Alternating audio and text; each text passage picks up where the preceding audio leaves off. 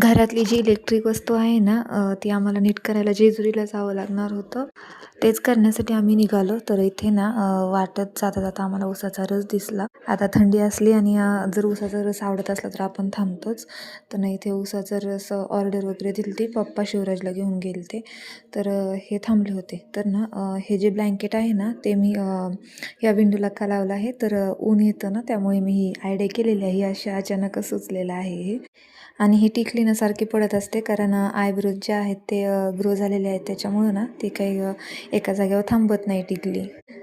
आता यांचं सगळ्यांचं रस पिऊन झालं होतं आणि हे मोबाईलमध्येच बघत होते. आता चालेल की कोण किती रस वगैरे पिते, म्हणजेच किती ग्लास वगैरे पिते. तर नाही, इथे मी आल्याच 2 ग्लास संपवले, का तर मला खूप आवडतो म्हणून.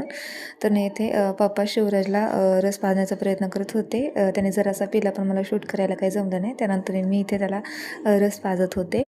यानंतर आम्ही शॉपिंगला जाणार होतो, म्हणजे काही खरेदी करायची होती. तर ते कुठे जाणार आहे ते तुम्हाला नेक्स्ट व्लॉगमध्ये कळेल. आजचा व्लॉग मी इथेच करते. Bye bye.